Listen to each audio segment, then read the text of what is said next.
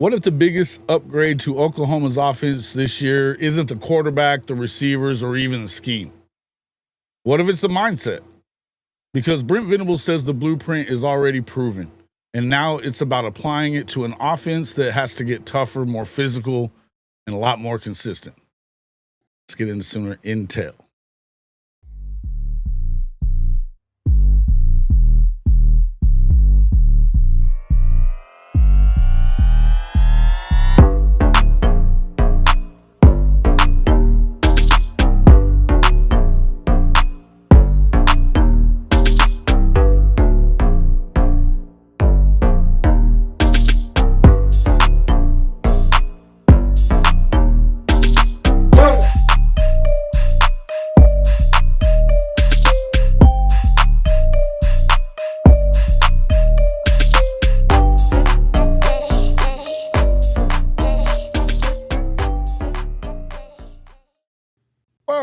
Welcome back to Sooner Intel. I'm your host, Jason Watkins, along with my co-host, one of my co-hosts, Mr. Mason, Kchris Mason from Sooners 360. Kchris will be along when he feels like it. But if you love college football, especially those Oklahoma Sooners, you know you're in the right place. So before you forget, smash that red subscriber button. Like our videos, become subscribers, and don't forget to ring the bell so you don't miss a moment of Sooner Intel. Mr. Mason, welcome back to the show. It's been a couple of weeks since we've been on, but glad to see you. And hey, man, spring football is upon us. Good times. We can actually talk about something. Well, I mean, we've actually got guys out there at practice, not theoretical, not potential. Yeah. We've got guys actually running, maybe running, doing drills. We've got as close to actual football content as we get until, what is it, like September 3rd, I think, or September 5th that OU plays, with the no week zero kind of schedule. So yeah, I mean, it's hard not to. I mean, everybody's undefeated, everybody wins spring football. I understand that, but it's hard if you're not getting a little excited by what you're seeing and hearing from the first 2 days of spring practice, of the real spring practice after the spring break. Then you're just not a college football fan. You're not a Sooner fan, right? If you're not getting a little excited by it, it's not getting your if you're not getting psyched up thinking about this fall, then I don't know who you are. Yeah, man. And you're certainly not listening to a podcast on Friday night unless you are one of those people. So, Facts. Big facts, yeah. We're not doing a podcast on Friday night if we're not with those people, for sure. So, yeah, listen, I'm with you on that. And great stuff. We've been talking a lot about a lot of the things that, I think that you said it off air really well, that a lot of the things that we've been saying needs to happen. This is the next step for Oklahoma to take to not just get back to the playoff, but I mean certainly to get back, but to make a move forward in the playoff, to have an opportunity to win the national championship. You were going to have to do some things to, number one, service the running game, become a real running team, and commit to it. Maybe commit to changing a lot of things about it. I mean, something that we saw. I heard Gabe and Teddy talking about it. And I've heard a couple people talking about a lot of outside zone looks and things like that, which is a great thing. Which means that we're talking about tight ends that can get out on the edges, make a block, get that stuff, get something sprung out there to where they look good. We did not have the ability to do that as a football team last year with the personnel that we had and the way that and really the scheme that they had. But as much as I love that part, when you sent this to me earlier today, the quote of what Brent said, I just thought it was fantastic. And he said it's in order for them to transform this offense, which has been putrid the last 2 years. We don't have to say anything other than that. He said it takes the same attitude and mindset that it took to flip one of the worst defenses in college football and make them number one in the SEC. It's the same transformation.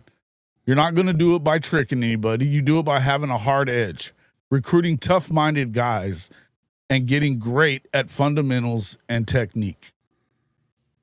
I mean, manna from heaven for you, right? right? Manna from heaven for you, right? It's what you've been talking about. And Hallelujah. since most of the back end of last season where we were, we do our game reviews and we're like defense fantastic, and then we're like, can we just get more out of the offense? We were just, Yeah. we were like defense is playing great. I can't believe how well it's playing, and we get flashes from the offense here or there occasionally. We get some big plays. We get some big plays. The running backs were hurt. It was, we were just like, how can we get some more how can we get a consistent running game to help John Mateer not have to handle the ball every down, right? That was a little bit of what we were talking about too. Yes. And Don't make him make all these decisions. don't put everything on him. Make a great decision all the time. Yeah, I mean, and it's you have to be Not one even of these. taking a shot. That may have sounded like it came off as a shot. That's not what I meant it to sound like. Well, you're going to be one of those. I mean, even look at the Mendoza guy last year, who was the best quarterback in college football, right? By every standard we want to apply, for the most part, right? Right. He had a consistent running game that helped him. I mean, they physically ran the ball effectively, and that was a key part of why they won a national championship. So to hear, but I just love Brent talking about, he's like, look, this is how I fixed the defense, and now I have my defense is fixed, so I can spend all spring pushing that attitude, that chemistry, that kind of internal development model that we see on defense. I mean, we talked a lot about breakout players defensively when we did our show a couple of weeks ago about returning guys, not freshmen of influence, not portal guys, but like the returning core of the returning second and third year guys, right? And then Brent's rattling these names off, and then we're seeing these kids being sent to be interviewed. The first 2 days. I mean, we talked to Reggie Powers, we talked to James Nesta, we talked to Nigel Smith, and those guys look. That's Nigel Smith has apparently looked like the best defensive lineman because with Stoney and Jaden Jackson out, James Nesta looks great out there at linebacker. We haven't talked to Cole Sullivan, but when you watch the video of him out there, you're like, holy crap, who the hell is that guy? So, we saw those returning guys. I mean, Reggie Powers looks fantastic. Danny Okoye. I was talking to a source today that said Danny is just, everything's clicking for him. He looks faster. The game has slowed down for him. That they think he's going to have a massive season.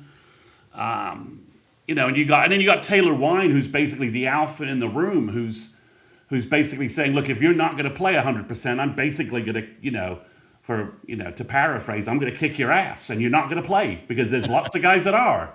So, so all the things we talked about that, we were worried about the defensive depth. And you just, I told Kchris a joke, on Wednesday. I said that a source that was at practice told me that the source said, I'm a positive offensive line update from betting my mortgage in Vegas on OU making the college football playoff. He's like, that the roster, the talent is just clear. The talent evolution and development is just clear. In terms of defensively, and that, on offense, we'll talk about that room in a second. It was one of the lead-ins, that the pieces they've added on offense, the guys that they brought in have, the wide receiver group just looks physically better. Everyone's raving about Jonathan Hatton as RB2. I'm happy X-Rob's going through spring. I was kind of surprised that he was. I was a little concerned that he was not going to make it. But, he's going through spring ball, so that's a positive from that side of things. So, yeah, it's, it's 2 days in, it's a whole lot of good content, and a lot of stuff that we were talking about. So, No doubt. And I mean, we'll just welcome into the show. Always late, never always on time, and even though he's late, Kchris Griffin from the Horns Down podcast.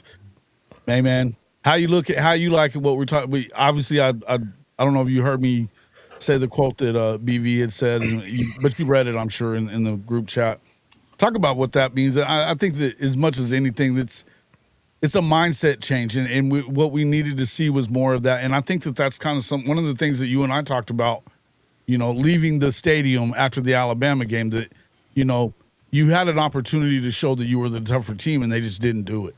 You know, I would say I would argue just not the more disciplined team that night, especially. I think when you listen, when you hear the because I've watched all those OU insider clips as well. sure. And to me, I think a lot of guys are hungry from what you're seeing. A lot of guys are excited about hey man, I'm finally getting that nod. It's time to go out there and prove it. Then you got guys who are just like, I listen to Powers today. He kind of seems like a vet. He's just like, hey, I'm just ready to go get to it. Then you kind of got guys in between, like Fasusi, who's like, hey, I got a lot to improve on. But when you listen to BV, it's what I've been saying all along, fellas. It's championship window talk. BV and company believe that they have something special, especially on that defensive side of the ball. I love it when BV talks about we got depth issues, right? We sit on here and we say, I don't think you got depth issues, but they want to build that. They want to build consistency. That's what he wants. So when I listen to him, I just think that it's championship window talk right there because they know what they can do offensively. I think you went and got the guys on paper at the very least, guys, from Hanson to Trell Harris, Livingston. You can go and look at Petit as well. You want to got him in his class, Jasir Rogers, guys like that you brought in, retaining guys, right? Bringing back Xavier, Robinson, Torrey Blaylock, and adding to that room, but also going out there and getting, again, the Hayden Hansons and really bolstering that tight end room. It's a lot of championship level talk. So on paper, you went out there and got the keys to unlock this offense. On paper, you went out there and did what you needed to do to address a lot of glaring issues offensively, right? A lot of Whose cat's making all that noise? It's mine. I'm trying to get my wife to. a lot of the Sorry, issues. guys. Don't get me wrong. You could really point fingers at Arbuckle and an unhealthy Mateer, right? But at the same time, there were just things that we just simply could not do, right? We couldn't run the ball, couldn't necessarily run some of the blocking schemes we wanted to run with our tight ends or whatever. We just weren't able to do that. And then, after a while, just, teams have enough film and they pinpoint what you're good at and then kind of what you're glaringly weak at. And we had more weaknesses than we did strengths, to be honest with you, especially with Mateer dealing with some of the, the issues that he had down the stretch. I listened to Patel talk today, and I was like, that's a great comment. The Alabama game was about as close to those first 4 weeks of football from John Mateer that we got pretty much the rest of the way. That was probably the most complete game. The outside interception, but that was probably the most complete game. But again, when you listen to BV or whatever, that's what I'm getting from that. It's just championship window. I think that he knows that this could be a special year. I don't know if that ends in a SEC championship, just a bowl win, at least, but it could be, a deep playoff run. And I think that's where they're gearing up for. And I think BV really wants to address everything that he needs to address. And I believe in Arbuckle. I think his system will work, but there's just certain elements of that offense that need to actually work for us to be as efficient as we can. And it really depends on the run game, to be honest with you, because if you can run the ball, that opens you up to pass the ball like you did somewhat at Washington State. So I think there's just certain things that he wants to do. BV, and I think one of those is just really getting this offense to a level where he can really, focus in on the defense and some of those things that we had. I mean, kind of honestly, if you kind of pull back the curtain just a little bit and you go back to what last week or whatnot, I think Stoya reported that BV is meeting with Mateer, having one on ones, going over film. I mean, that to me is that should tell you a lot. That should tell you a lot of what he's expecting from this team this year, especially on the offensive side of the ball. I think One of the that best things I heard this entire offseason was that conversation. We've had it so much over the last year yeah, about if you're Brent Venables, who's better to tell this quarterback what you're about to see from this defense and what you would do with it. You know, just it should be super helpful for that. Go ahead though. I just no, wanted to no, pop no, this no. thing on the screen real You quick. keep going ahead.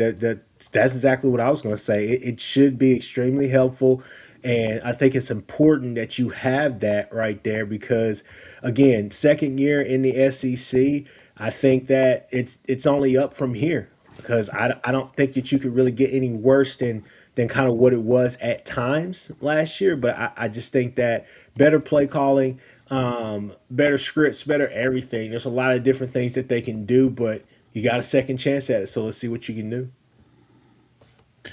Yep. But as you see, there's the quote there, same attitude and mindset, and that's what I think that without really saying it, that is the mindset. It's the disconnect that we've had the last 2 years between one side and the other of the ball. Right? Yeah, I think it's key to mention that I think Brent no longer sort of coaching for his job, with Nagy having taken a lot of the sort of administrative stuff off Brent's plate. And I was mentioning this to Jason in sort of our little green room that, and now Brent's got basically 5 guys that have DC credentials to handle the defense, right? So you've got the Northern Arizona guy whose name I forget, but he was a DC. You've got Dreiling, who was a DC. You've got Lamar Morgan, who was a DC. You've got Goodwin, was a DC. I'm trying to forget if I forgot somebody, but he knows that the defense he can spend more time with the offense this spring, right?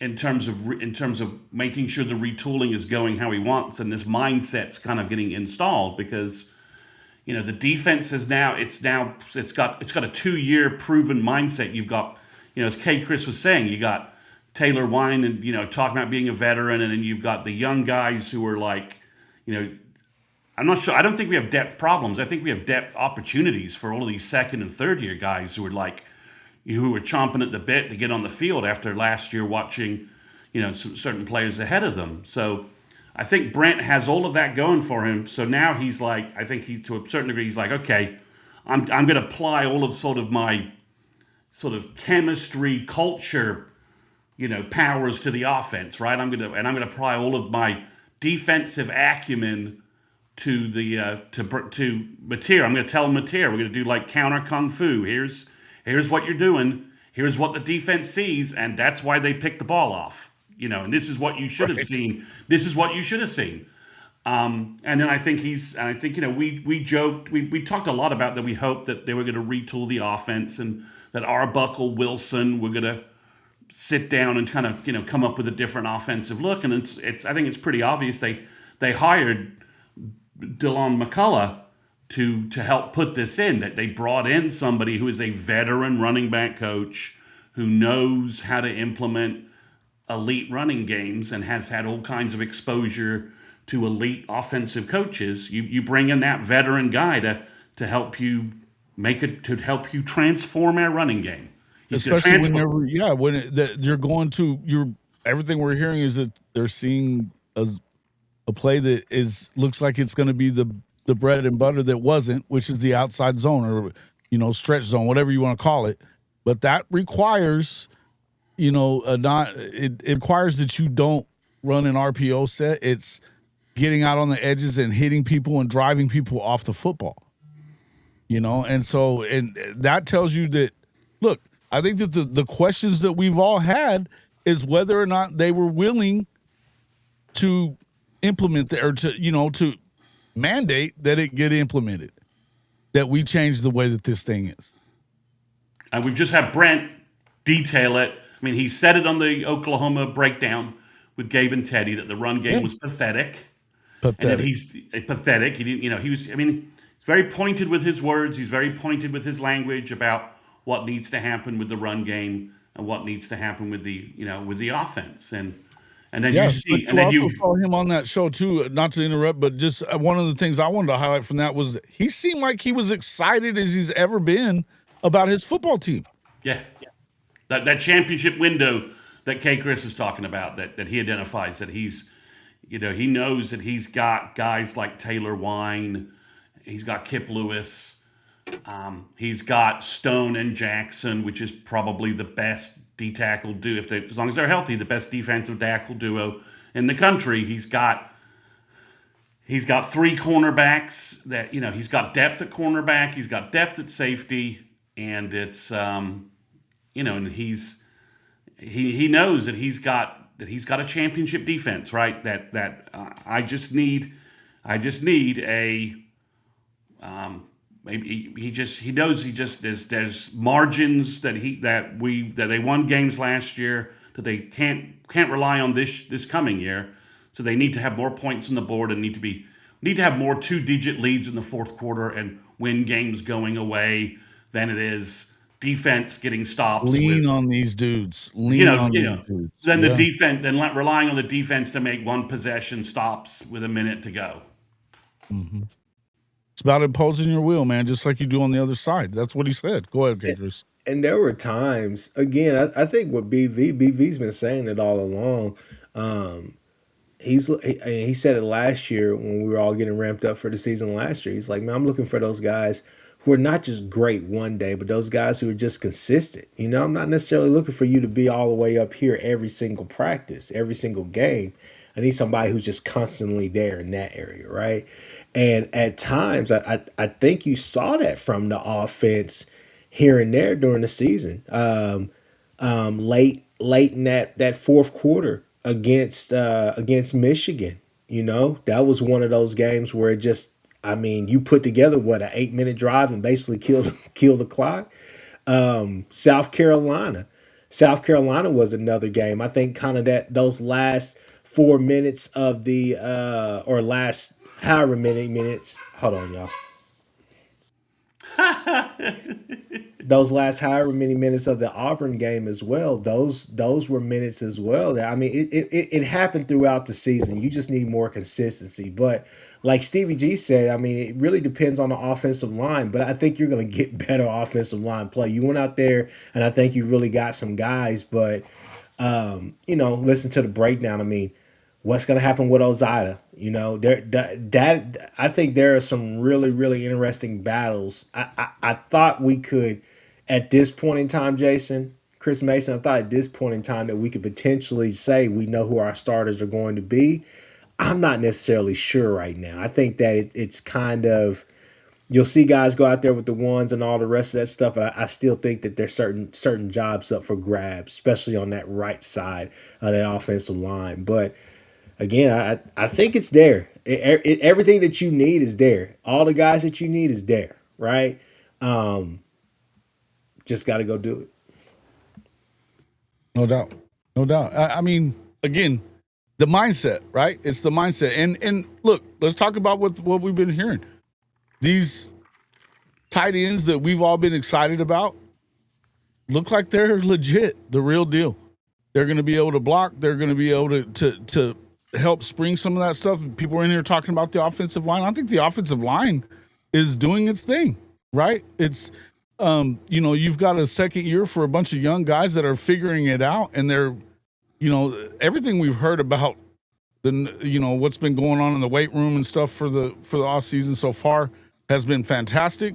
Guys growing into their bodies and learning more. And, the second year with Big Bill is usually when these guys kind of start, understanding what it is that he demands from them to begin with, right? And so I think that it's what we saw from this offensive line at the end of last year, which was it got younger and it seemed to get better. And you've got some guys that are ready to prove who they are for that line and be in that rotation or whatever. But I think, I don't know, the depth there seems like it's going to be fine. And the other thing is you're helping your offensive line by if you're not basing everything off of an RPO set, then you're helping them be able to fire off the ball like we want them to do, right? We want to see them doing that. And that's a mindset too. If they're having to be back on their heels, that's not good for running the football. If they don't know what's coming, if they don't know if is Mateer going to hand it off here or whatever, that's not good. And so I think that the biggest hope that I've had is that, that they scrap that thing, scrap the RPO. You're going to run some concepts of it. I mean, you're always going to, no matter what. But I think that at some point, I'd love to see a lot more 11 and 12 personnel. And effectively using them too, right? I mean, yes. So you see, the first day of practice when they were in the inside, you could just, I mean, you saw the Hayden Hansen, the routes that he was running and throwing the ball to Hayden Hansen, and it's like, holy crap, okay, that's, we've got 3 real tight ends who are over 250 pounds. We haven't had that in forever. I mean, Beers is 252, Hansen's 269, and I don't know where OU's getting the 240 on Van Dorselaer, but everyone I've talked to says he looks at least 250. I mean, he looks in great shape too. So you've just got real, and then you've got Trene Washington, who's 265. So we go from like no guys who are really, no big tight ends that can really play, to 4 guys who are over 250, 2 guys over 260 who can get on the field. So and then you've got Jason Witten, just coaching the room very differently from early reports. And again, it's early, but it just seems to be night and day there as well. That's something not to be overlooked. The tight end coaching room is different. Witten is, has an NFL kind of understanding of the run and pass game that the tight ends have to have, because you can't do RPOs in the NFL. It doesn't work that way. So because you just get your guys killed. So it's very much a better that. And then the thing about it that I mentioned to Jason was that, I've been watching a lot of the pundits, and they're talking about offense. They're talking about the most obvious things. They're talking about OU's O-line has to play better. OU has to get a better push from their running game. Mateer has to make less mistakes. But I don't think they have fully grasped the upgrade OU has in the tight end room and how bad the tight end room was last year and how it was hurting a lot of what OU tried to do. I think for a lot of national guys, they just sort of default back and look at the Canick's receiving stats and don't really understand that Canick was a big slot. Our best tight end was a big slot, and we didn't really have a second tight end. Caden Helms was doing the best he could after 3 years of knee injuries. But you just come back with Hayden Hansen, who might be the best blocking tight end from college football last year, and you add that to what we're doing. So, Kchris, I mean, I just think that when you hear Pikel and you hear Pate and you hear like the cover 3 guys and everyone, I just don't think they understand the deficit we had at the tight end position last year and how it was impacting our running game and our passing game. Yeah, I mean, it was kind of a big part about it because with some of the things that Arbuckle wanted to do, you just can't do. You tried it. You stay committed to that as people are trying to, you throw out the word commitment and people are talking about the run game nowadays, but you stay committed to that, right? You try to have those inline blockers. You try to run some personnel sets. You couldn't run some of those big personnel sets. On goal line, I think one of the things we were really excited about, we saw it in the Tennessee game, kind of get on the center a little bit, right? Especially on the goal line, you weren't able to really see a lot of that. I think there's going to be some wrinkles in this offense that you see early on this season that you're just like, wow, okay, why didn't we do that last year? I think that's going to be a question that we could potentially be asking each other an awful lot. But again, yeah. No doubt. What else is on the something that you've been seeing out of there that you like so far? As far as obviously the defense, I think the expectation is that it's. I think around the country, and something that you brought up is the pundits around the country aren't really looking at Oklahoma as being a true, a contender. I guess it is. You hear them talk about LSU, you hear them talk about obviously Georgia and Indiana and Ohio State and those type of teams, Oregon, but a lot of it's Texas, a lot of Texas, a lot of Texas, of course, and I think that Texas belongs in that conversation. By the way, but. The expectations are real there as well and should be real there as well. But you're not hearing a lot of people that are saying the same things about Oklahoma, and kind of wonder why that is. Well, a lot of them have taken Notre Dame as well, yes. In Notre Dame is definitely. A lot of them are obviously taking, they're John Mateer doubters based upon having been so pro with him in preseason last year, right?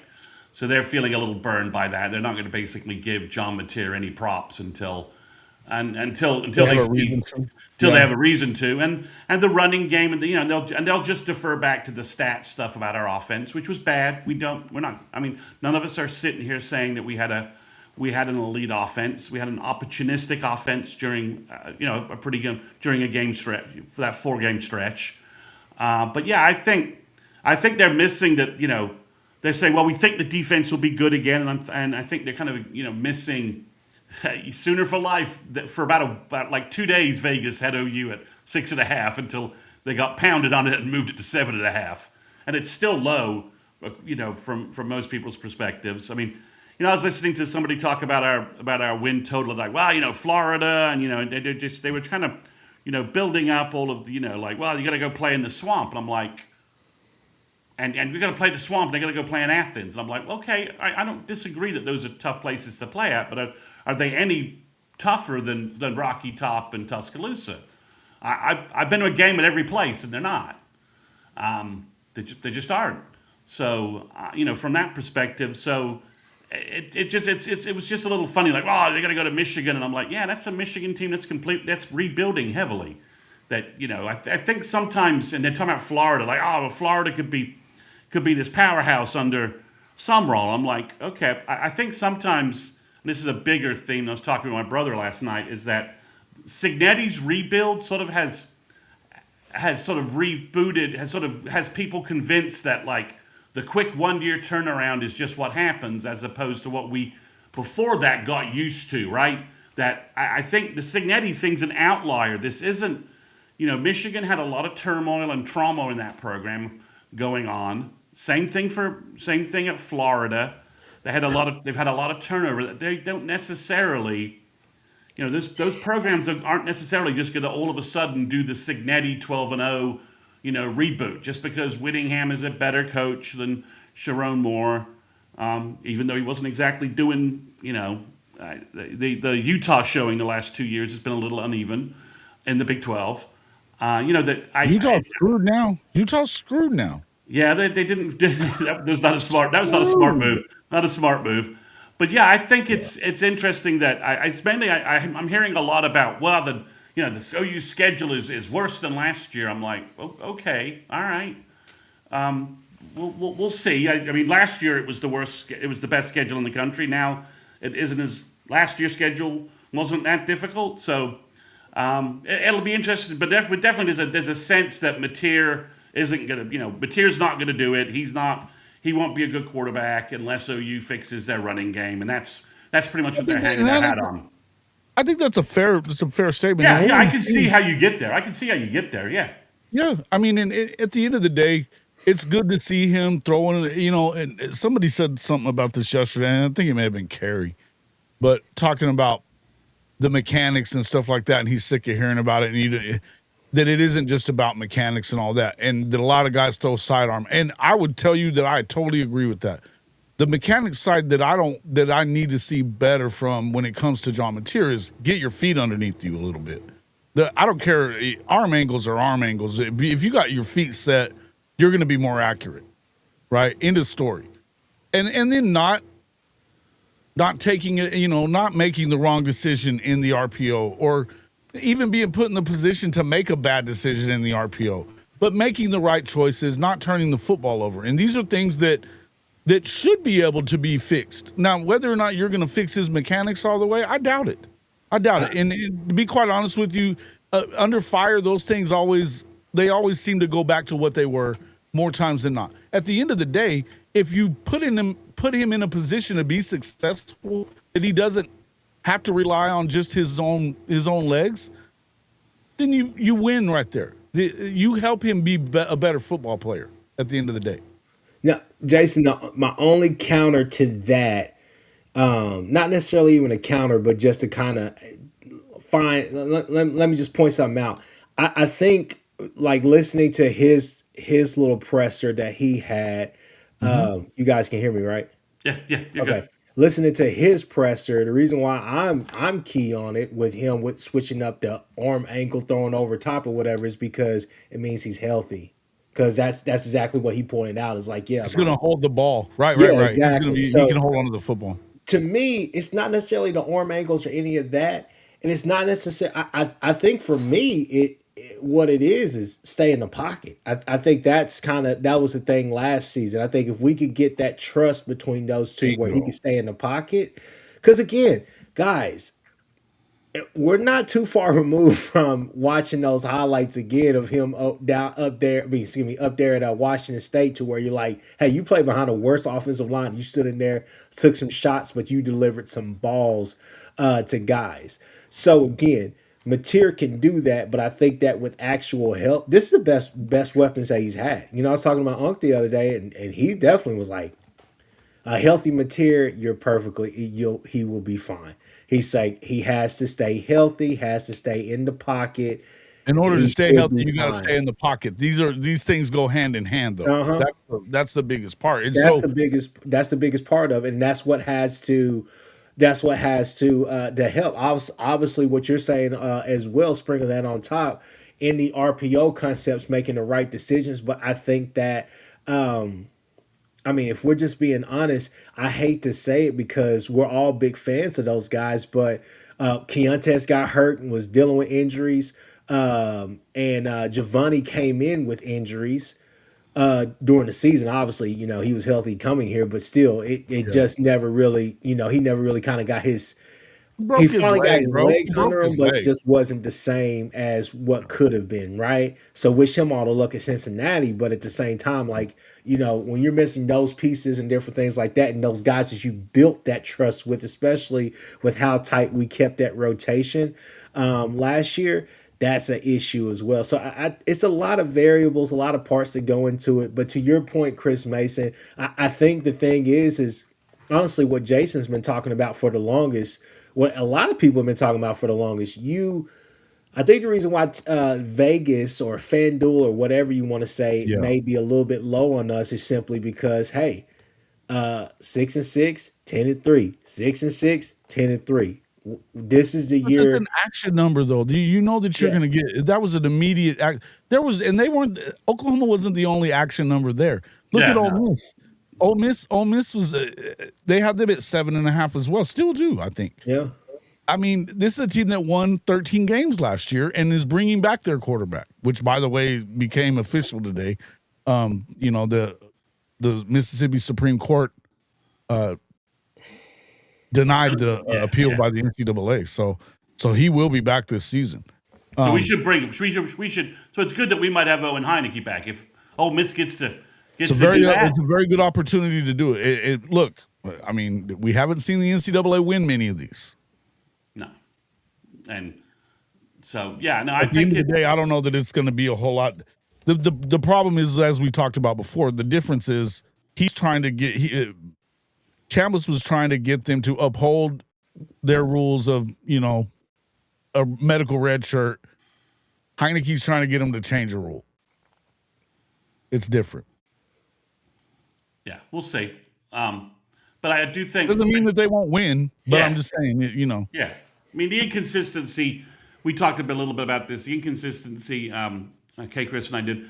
The inconsistency in red shirt standards across sports is a gaping hole the NCAA should have fixed a long time ago. If we want to go there, we can go there. Jason, I kind of disagree with that, man. It's not necessarily he's not necessarily asking the NCAA or anybody to change a rule. When college athletes college athletes go pro in different sports and then come back to college and play golf and are on the golf team. I mean, it's But these are the things that have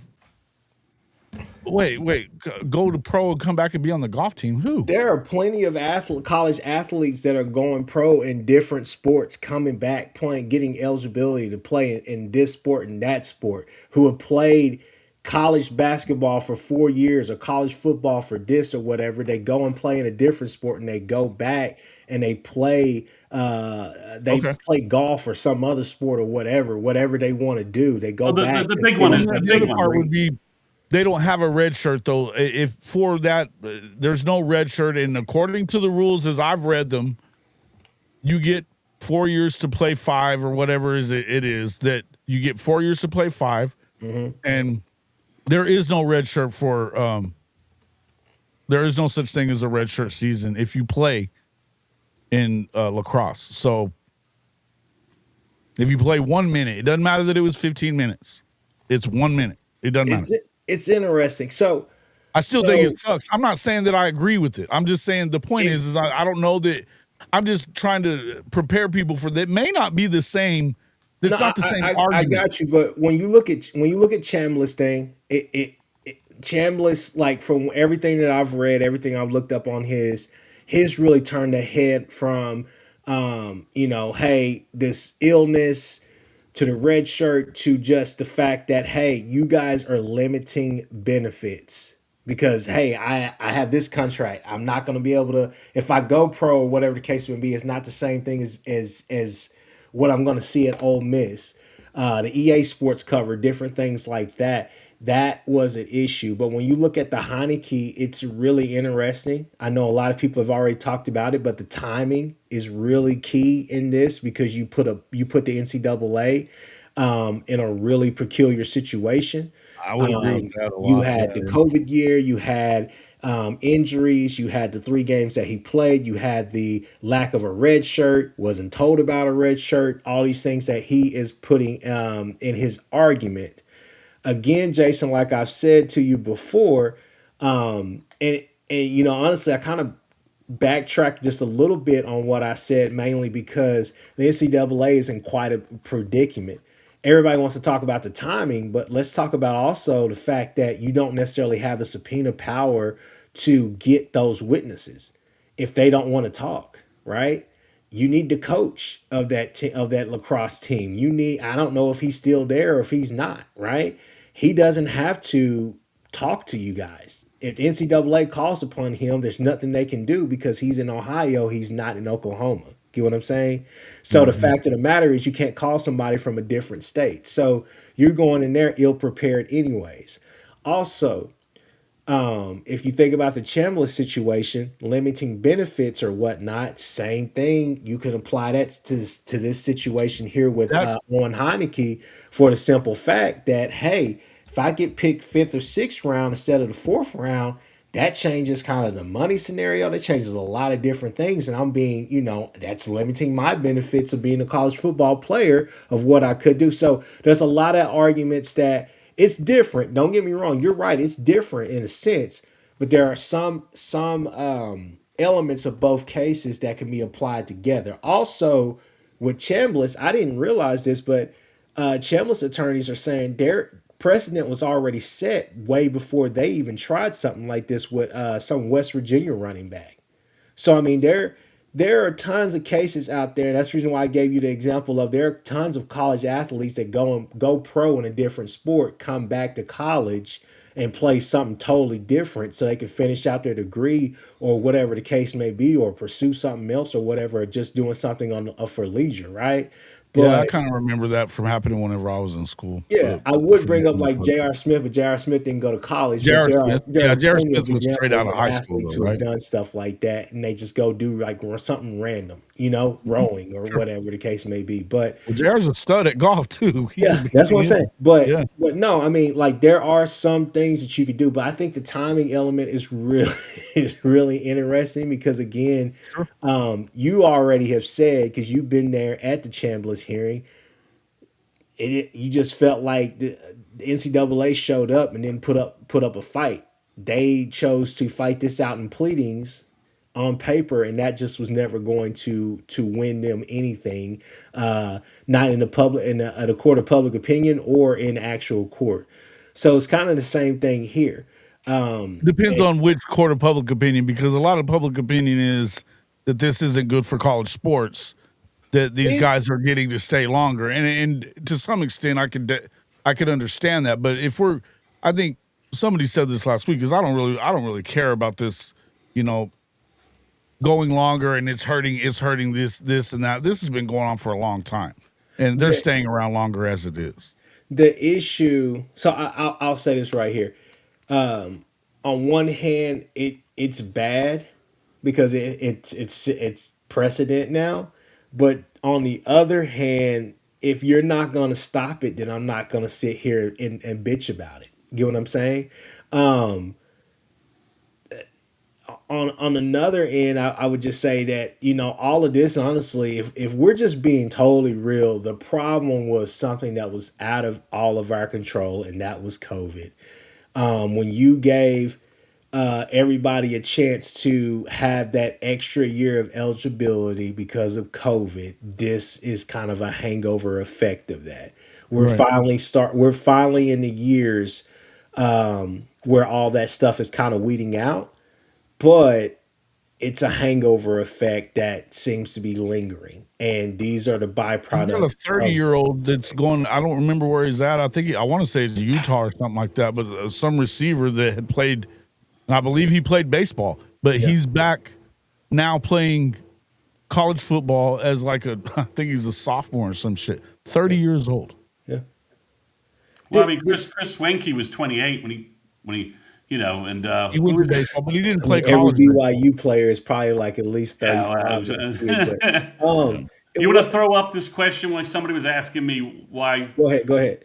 why did he not get the red shirt year? I was going to try and I can explain that. It just Sorry, my bad. I'm trying to figure out where it was. All right, Did so Brandon Whedon go to college? Brandon Whedon, he was like 27, 28 too. So all No, right, I know he went to college or did he OSU. I'm sorry, Chris just, Mason. I know he went to OSU, but I'm talking about like, did he go to college to play baseball, or did he just I don't go to think the so. minor? no, I think he was a he's in the professional. minor leagues. Like Quincy Carter was in the minor leagues with the Cubs. Then he went to Georgia, and then he went to the Cowboys. So all right, for maybe the last final time. All right, this is how the Heineke thing works. He played his freshman year at Ohio State, even if it was only 15 minutes. He then got hurt at OU and couldn't play, so he used his standard redshirt year. Then he played 3 seasons of football in 23, 24, and 25 after that. That's why they declared him. That's why they won't issue. That's why they don't. The NCAA, according to their rules, everything's standard. Everything's gone by the books. You don't get to apply a medical red shirt until you've lost 2 seasons to injuries. You've used the red shirt season for the first year of injury, then you lose another year, and you apply to have that called a medical red shirt. And this is the Jason White situation, right? Jason White lost basically, he lost a season in 2022 and 2021. So that's why he got to apply, and he'd already redshirted prior his first year on campus, which I think was 2000 or 99 or 2000. I think it was Brant. I think it may have been 99. He redshirted. Then 2000, he was a sophomore, freshman, and then so that's what happens if you've already used your redshirt season, and then you get injured for a full year. You can apply for an injury redshirt, but he did not redshirt at Ohio State, so that's a year of eligibility for just 15, 30 minutes. And then he's got 3 years where he played full-time at OU at 23, 24, and 25. And then he was hurt 2022. You're exactly right. But that's his redshirt year. It's just his standard redshirt year. He'd have to have been, in order to get a medical redshirt, he'd had to have lost 2023 or 24, lost the whole season due to injury. Then he could easily apply for a medical redshirt. The NCAA would be like, yeah, sure, no problem. Here's a medical redshirt, and he'd be fine. But it's the 4 seasons playing that clears it up. So I hope that clears it up. He did redshirt in 22. It was an injury redshirt season. It was just his standard redshirt year that players have used all over the place in college football. They get hurt, they take a redshirt year, and then they play the rest of their career, and they never have to apply for a medical redshirt. But that's why, OU didn't do anything wrong. OU compliance didn't do anything wrong. OU didn't do anything wrong in this situation. It's the Ohio State season that's the problem. He needs that to be declared as a redshirt year, and then the OU year becomes a medical redshirt year, and then he's only had 3 seasons of playing, so he gets a 4th season of playing because he's not part of the he's not part of the COVID group because he enrolled in the fall of 2021. Right. So that's the simple explanation for it.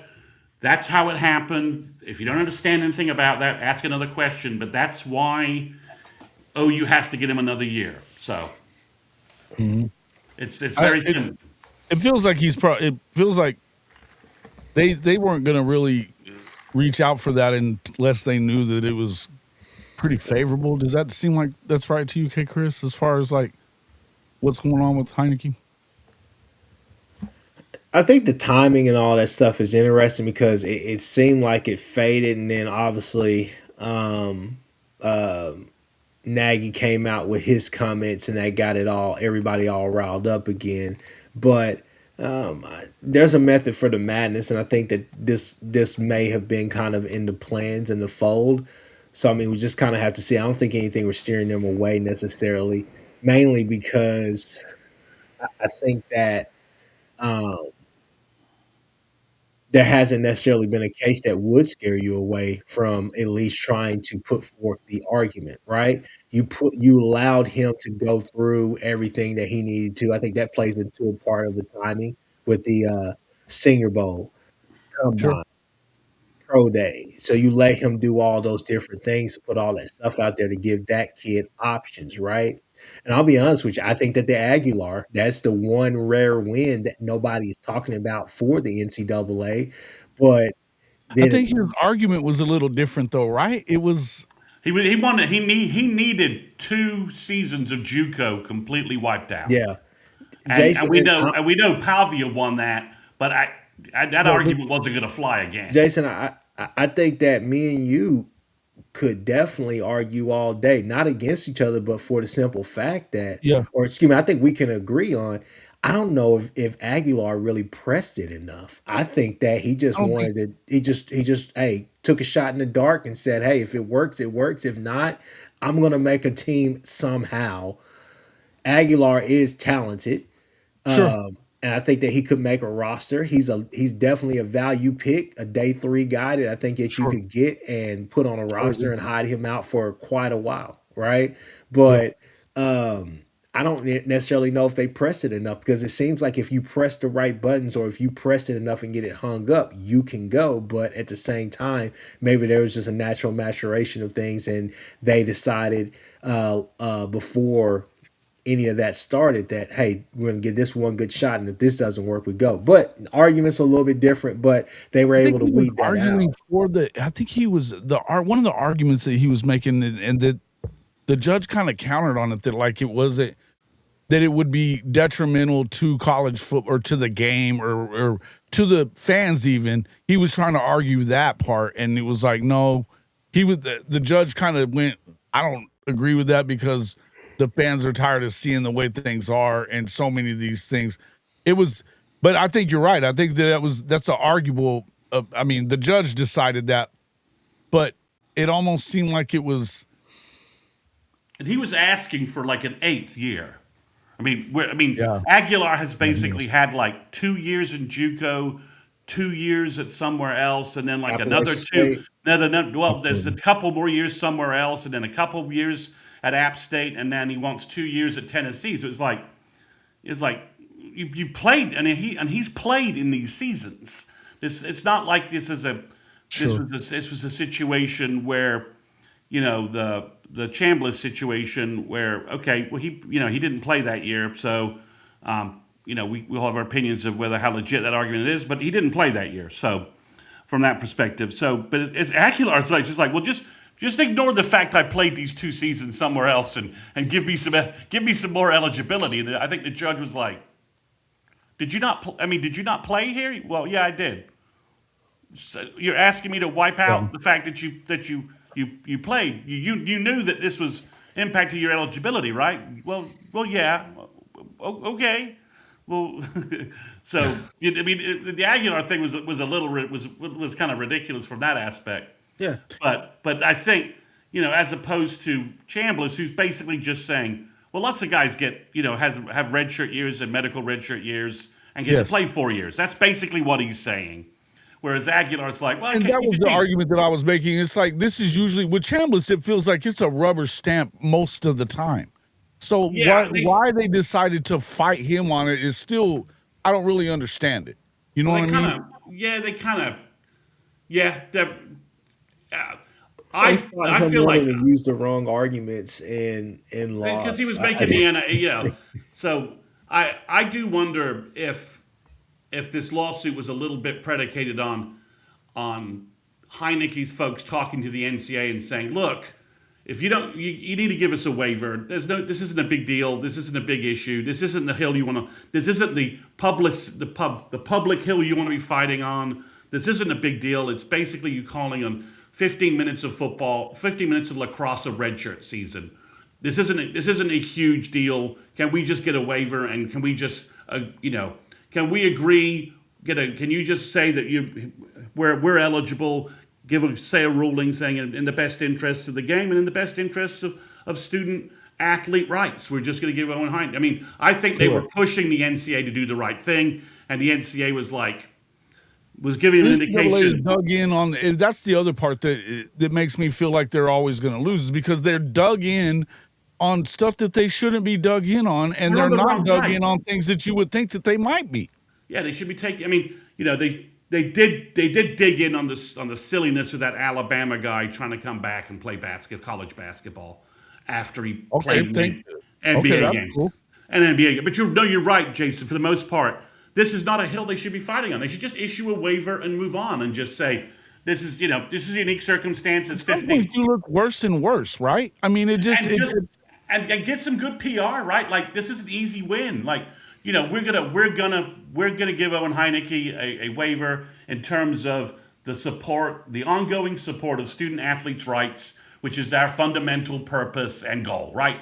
Even if it isn't, you can at least throw out a PR statement that says that, right? So, Jeff Shaw, my cousin Vinny, that's in Lower Alabama, which is a completely different. You guys real quick. I'm just going to make you understand real quick that I was in the courtroom, and that's not what was going on there. The judge's decision was an hour and a half long to read because he was trying to dot his I's, cross his T's. Yeah. And at the end of the day, what it really amounted to was the NCAA didn't put up a fight.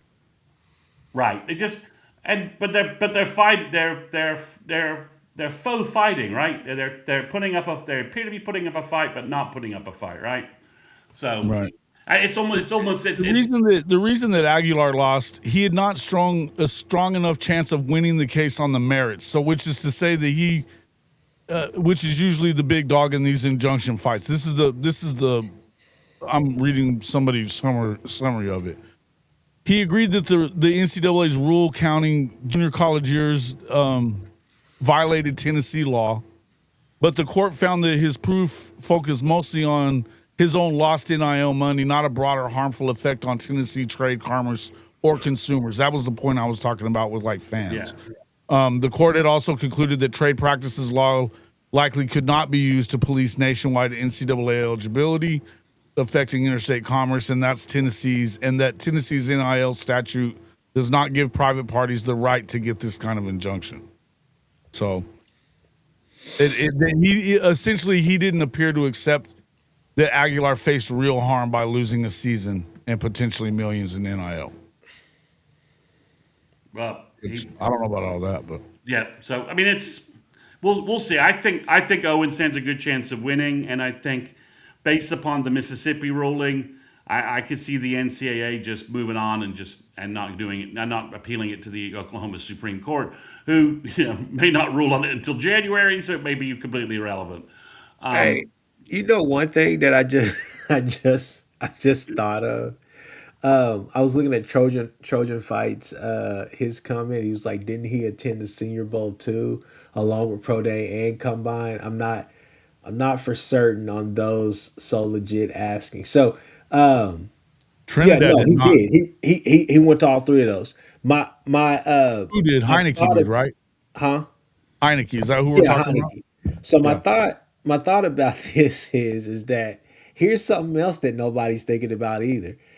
If Heineke wins this, then this sets precedent for that as well, because then there's going to be some kid next year, 2 years, 3 years down the line that says, "Hey, you let Owen Heineke go through all of all of this, and he got to play a whole season. I got drafted. I was projected to go in the second round, but I went in the sixth round. So now I have 1 year of college football left. I want to come back and play football at my university." But if they get but Owen's going to have to pull out of the draft. Yeah, no, He's going to that's going to be explicitly. a whole thing. If they pull out of the draft or whatever the case may be, that's going to be it's going to be an issue at some point. I mean, So the the NFL. Once you're NCAA, drafted, the NFL gets involved. yeah, Once he's drafted, okay, okay. the Let me NFL take that draft out of rights the make it scenario, different. Chris Mason. That's All what I'm right, saying. all right. If you take that piece out of the scenario, if he doesn't get drafted, but if the kid goes through all of the stuff, combine, pro day, all the rest of those things, that's what I'm saying. Focus on that. If the kid does that, has a year of eligibility left, doesn't get drafted or pulls out before and wants to go back to college because some donor or whatever says, "Hey, we got an extra million for you now. Why don't you come on back?" That's going to be an issue at some point because you're No, going to yeah, say they're Heineke did it. pulling out the last minute on the draft, like 24 hours before the draft hits. All of a sudden, spring ball hits, and you're like concerned about your football team. So Cody Campbell's tells, I don't know what's the Bailey kid, right? I think maybe he has a year of eligibility. Yeah. The defensive end for Tech, Yes. who's going to be drafted probably in the top 10. So maybe Texas Tech's spring game goes like crap and their defense looks like ass, and Cody Campbell says tells Bailey people, I got 10 million for you to come back, and some Fugazi NIL thing that they construct. Yeah, I guess that's possible. Yeah. Well, at the end of the day, here's the other part that I would say, and we don't have to continue on this, but No. I believe that Owen's probably going to get this granted to him because at the end of the day, you can't show me that you have any real rules right now.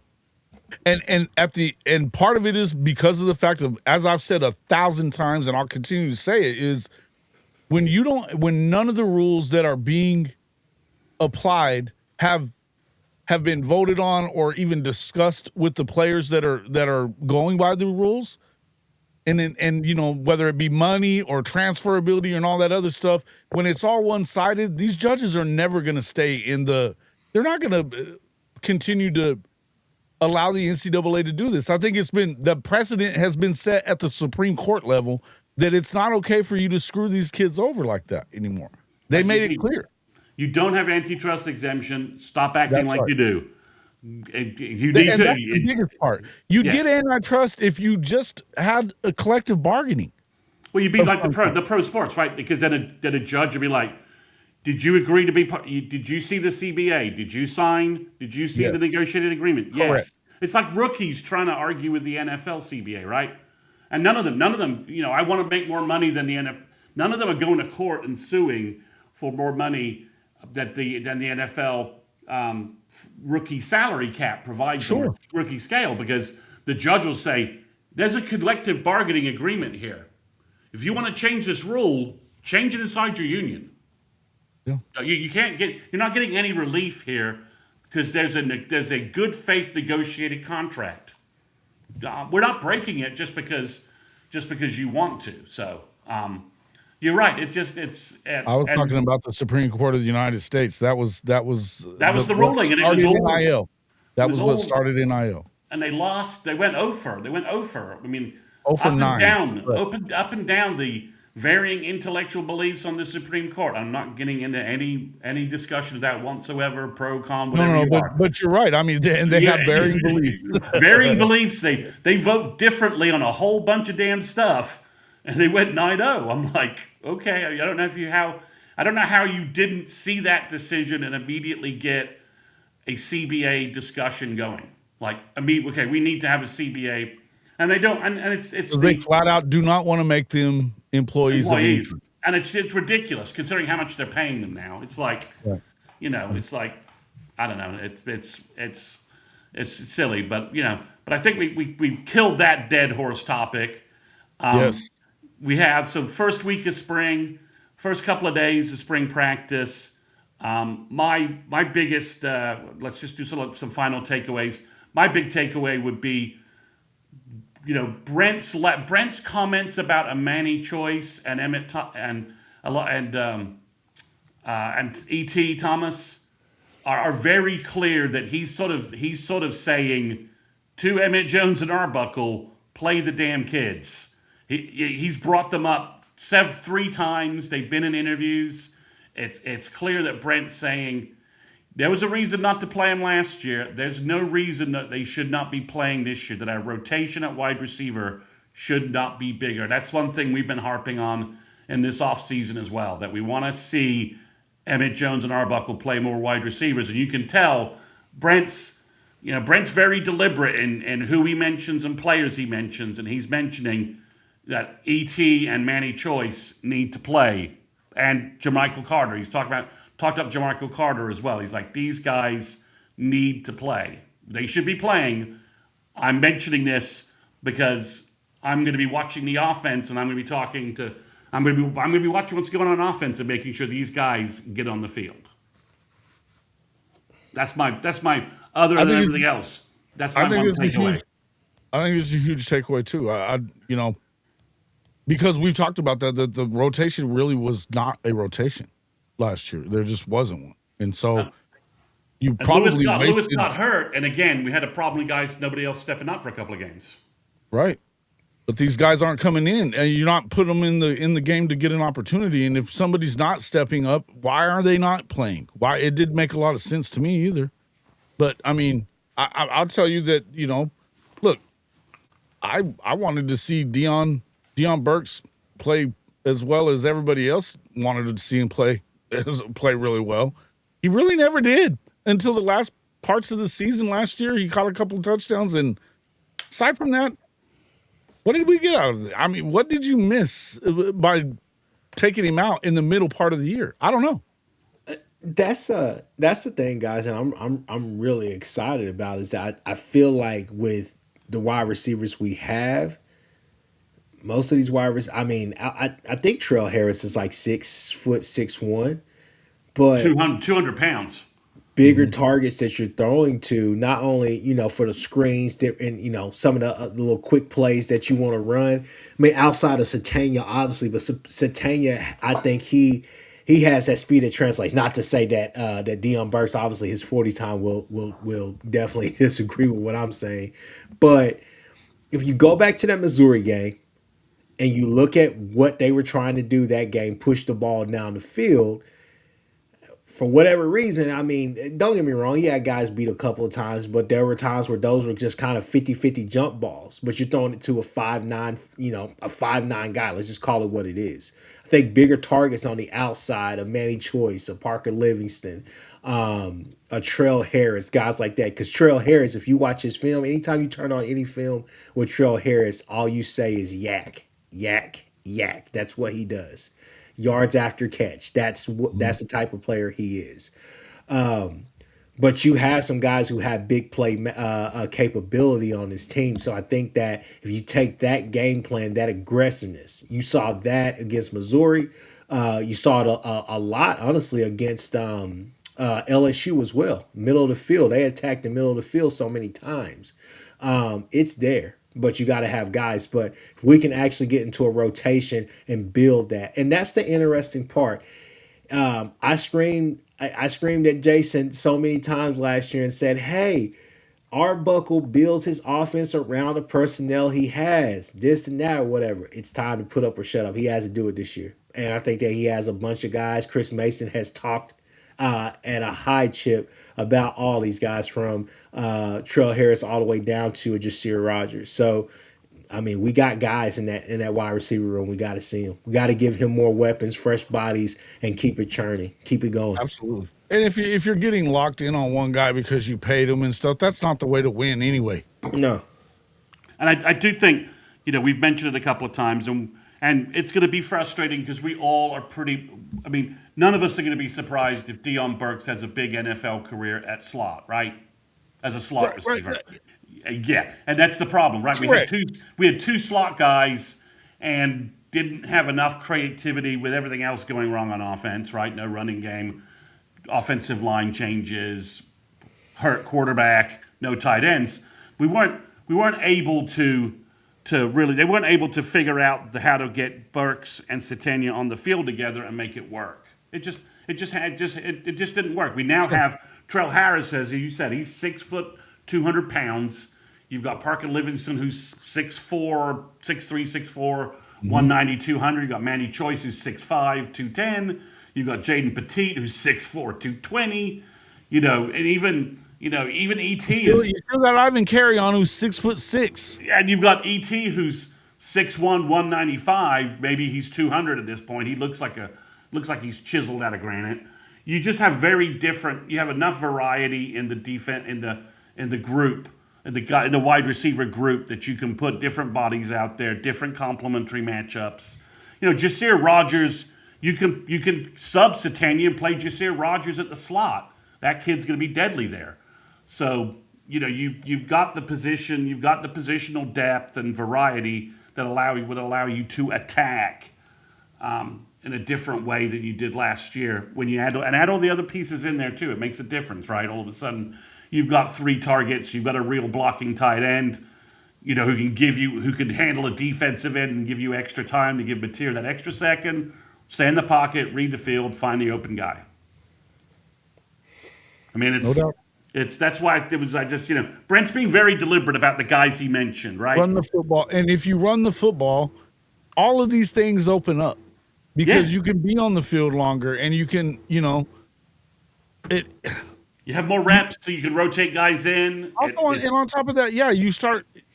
The defense has to play you straight up. They can't just stay back in the secondary and not ever come up and address the fact that you're running up the middle or out to the outside. I mean, the safeties don't just get to hang out back there and just wait for you to go deep because they know that you're not going to run the ball at them. And you don't have to be looking in the backfield, worrying about the backfield. So if you do, then all of a sudden, Trell Harris or Satania are going deep on you, or Livingston's going deep on you. So, and you don't have a safety rotating over to help. I think a lot of folks, a lot of sort of the analyst guys looking at film said we dealt with a lot of too high safeties, right? Because we couldn't run the ball, and it hurt our passing game. I don't know if that's. I won't profess to being the film guru guy to say that. I know that for a fact. It absolutely did. It hurt the passing game. Absolutely. But I'm pretty sure that we heard I could say that every week, pretty much. So that's my big takeaway is that beyond everything else, it looks it doesn't take an NFL player to understand how offense works. Yeah. So, but that's my takeaway. Okay, Chris, you got anything else? I know you just sent us a. You sent us a little Instagram video. Anything else you've seen? Nothing, honestly. Who's all? Jason, are you going to the spring game? I think so. Yeah, I think so. It's what, the 21st? April 18th. April 18th. Yeah. I'll be there. I will be there. That's all I got. I'm gearing up for that, man. Because I think I definitely more than any year going to be paying a lot of attention to the trenches, man. Just seeing kind of, hey, what are these guys' activity like, right? Are we Yeah. athletic? Are we giving stuff up? It some telltale signs I think we can get from this spring game this year as far as how comfortable we feel kind of going in there. I think that obviously they're not going to open up everything. It's going to still be vanilla, pretty plain Jane or whatnot, but it will be interesting just to see what those trenches look like, different guys, see new guys or whatnot. So we'll go from there. Yeah, Stephen G. Shout out to Jenny and the ladies. Sweet 16, big game tomorrow. It'd be awesome. This is what, her 5th time in the Sweet 16? You beat South Carolina once. Let's do it again. 4 o'clock tomorrow, y'all. I think it's the 3rd time. They got a weird matchup one year. I think it's the 3rd time. But yeah, I mean, this is I mean, if I think they can beat the other half of the bracket if they can get past South Carolina. But that's a big ask. But they've done it. It's huge. I mean, this is they're one of the best teams in the country, without a doubt, best programs in the country. But they also look, this freshman has done. She's unreal, man. She's unreal, and she's not just about scoring. She can do a lot. She does everything, and but they got they got a team. It's not just her. Even they've got players that do their job, and she's definitely been huge for it. But Jenny has done a fantastic job at Oklahoma. Poor. It was funny when Brent was talking about in his interview, he was talking about all the spring sports. And he just kind of glosses over men's basketball. He's like gymnastics, he's baseball, softball, women's hoops. He's like, and then he's like, oh, and he was like went down everything, and then he's like, we'll just gloss over. We'll just gloss over men's hoops. Hey, college basketball a crown. That's what we're doing. You know what I'm saying? April, baby. Be ready for it. Vegas.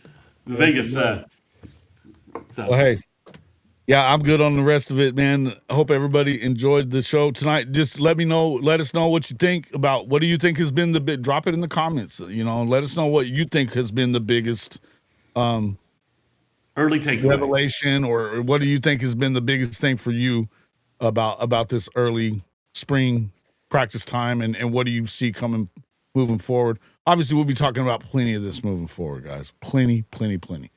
So, anything else from you guys? Make sure you like and subscribe to all the pages. It helps us out more than you know. And hey, Kchris is really close to 1,000. I'm still waiting on 5,000, but make sure you hit that like button, subscribe. We can look at the analytics and see that about half of you are not subscribers, so you can become subscribers. So appreciate everybody coming in. We'll see you all on the next one.